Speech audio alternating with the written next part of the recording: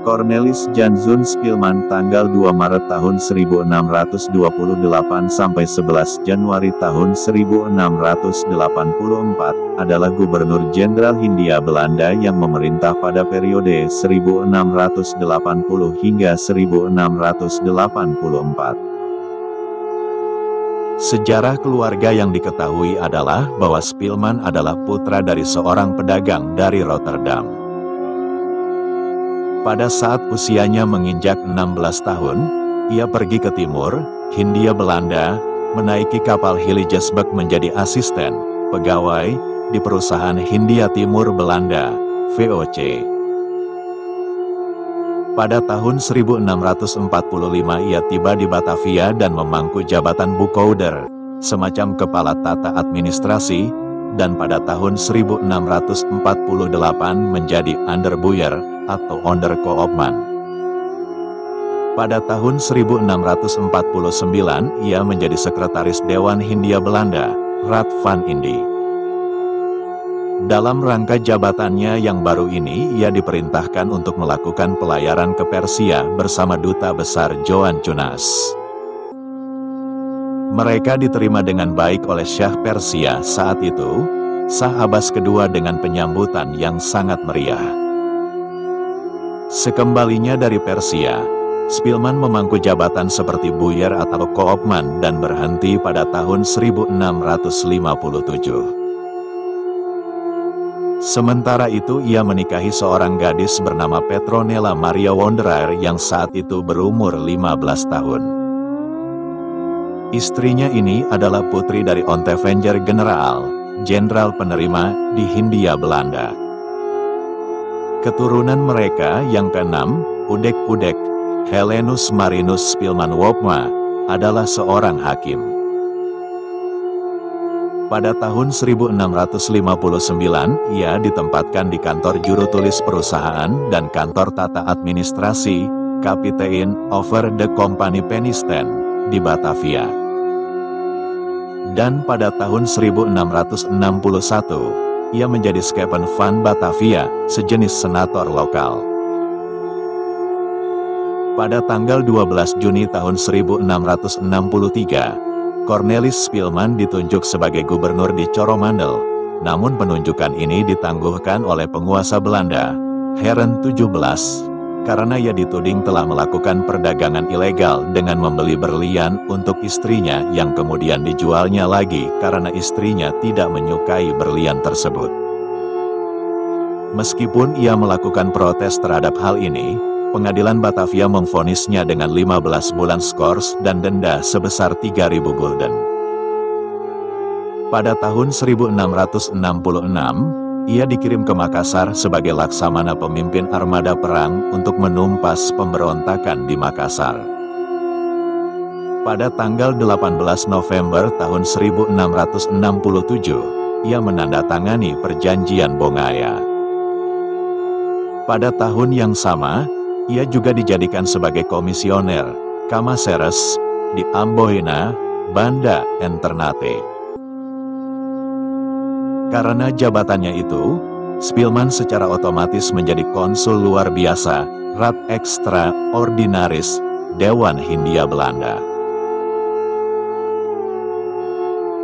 Pada tahun 1669, ia pergi lagi ke Makassar untuk mematahkan secara total sisa pemberontakan. Karena hal tersebut, ia memperoleh penghargaan pada tahun yang sama. Ia menjadi konsul penuh Hindia Belanda pada tanggal 23 Maret tahun 1671. Dan pada tahun yang sama pula ia menjadi komandan armada perang yang akan melakukan serangan ke Prancis. Pada Desember 1676, ia memimpin ekspedisi ke Jawa Tengah, di mana penguasa Mataram saat itu berada dalam kesulitan dan membutuhkan bantuan dari pihak VOC.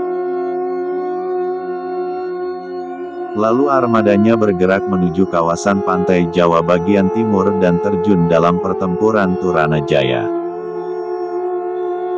Ia dipanggil kembali ke Batavia pada akhir 1677 dan pada tanggal 18 Januari tahun 1678 ia dilantik menjadi konsul utama dan Direktur Jenderal Hindia Belanda, Eerste Raad en Directeur-Generaal van Indië.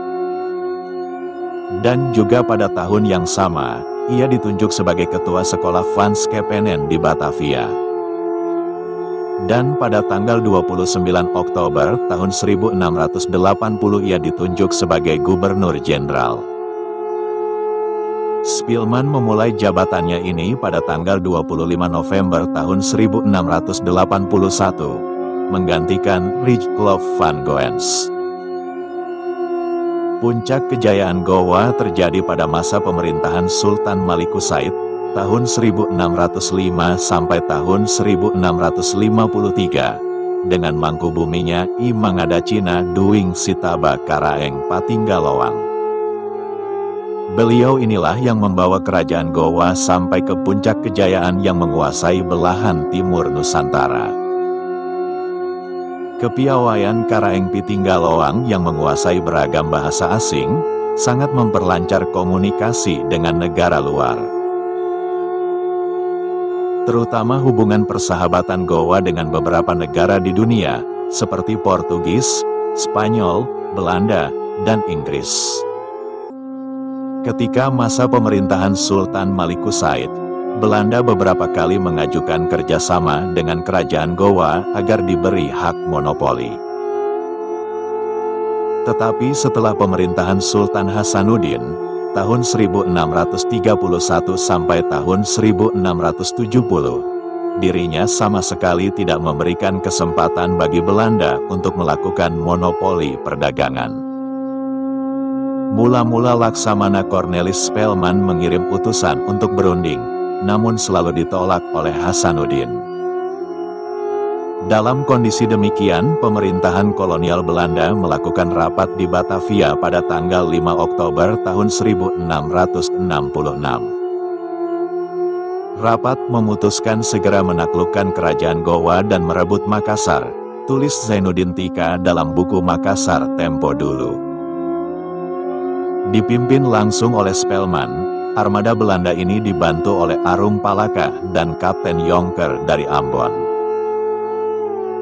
Pasukan ini berangkat dari Batavia pada tanggal 24 November tahun 1666 dengan kekuatan 21 buah kapal perang, dengan tambahan 600 orang Belanda.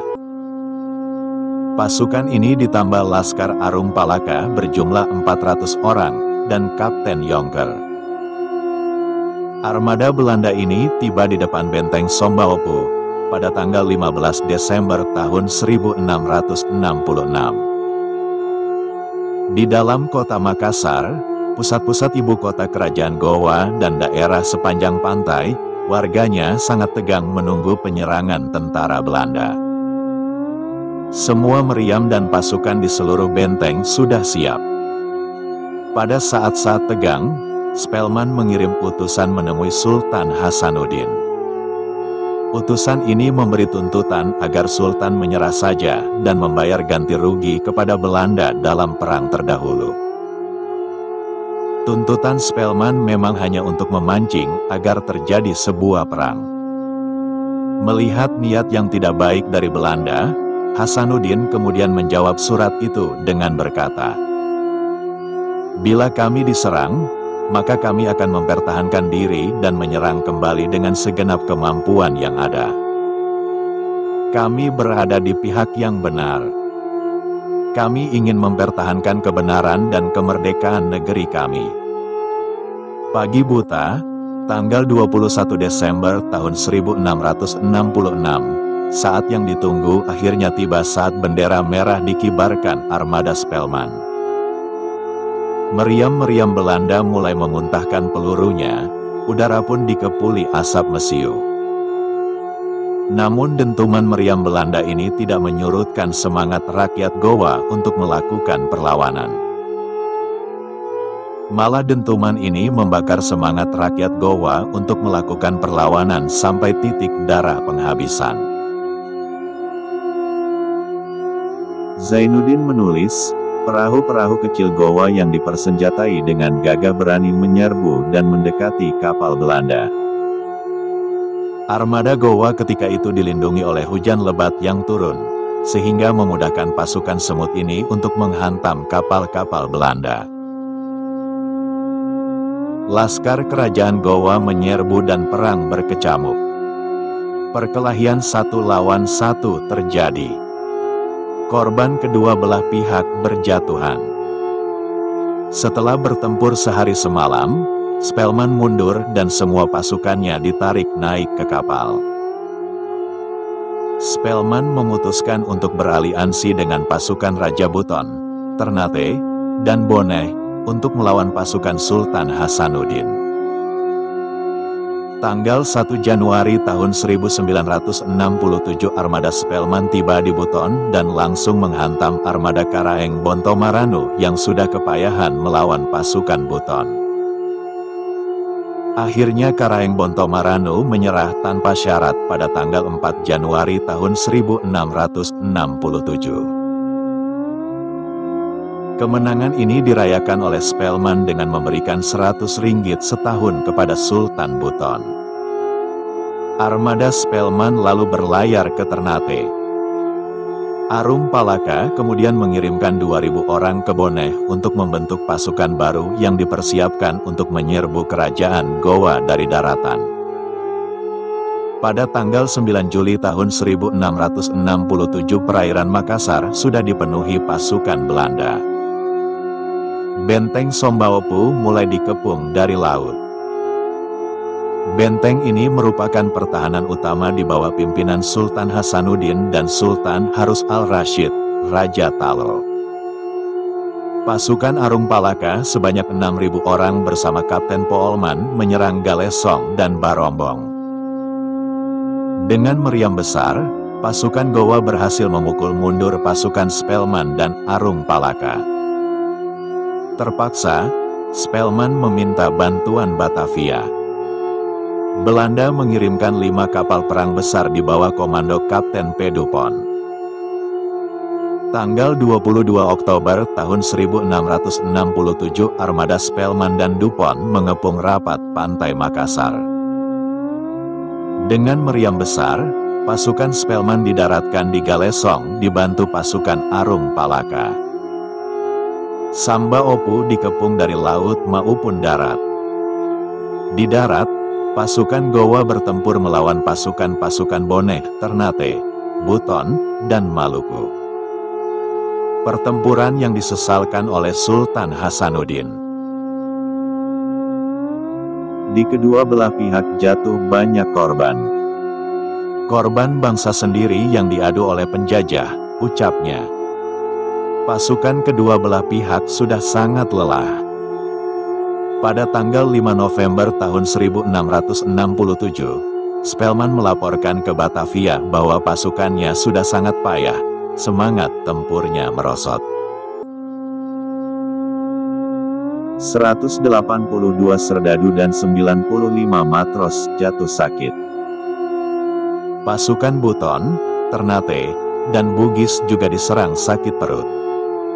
Spelman ketika itu meminta dikirimkan lagi perlengkapan dan prajurit. Pasukan Sultan Hasanuddin juga mengalami hal serupa. Pertempuran berbulan-bulan dan pertempuran benteng sangat mencemaskan Sultan Hasanuddin. Setelah 4 hari bertempur, benteng Barombong direbut. Tetapi semangat prajurit Gowa masih menyala-nyala, dan Sultan masih mampu meneruskan perang.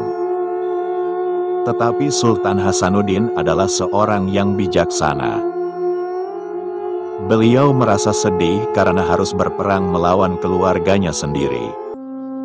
Arung Palaka telah dianggap seperti saudara kandung sendiri, tulis Zainuddin. Utusan Spelman kemudian mengusulkan perdamaian. Sultan Hasanuddin mempertimbangkan hal tersebut. Kemudian setelah berkali-kali berunding, maka pada hari Jumat tanggal 18 November terciptalah perdamaian. Perjanjian perdamaian ini yang dikenal dengan Capayari Bungaya atau Perjanjian Bungaya. Perjanjian ini tidak berlangsung lama karena memberatkan pihak Gowa. Akhirnya perang kembali pecah pada tanggal 21 April tahun 1668. Karaeng Karunrung menyerang benteng Ujung Pandang atau Front Rotterdam.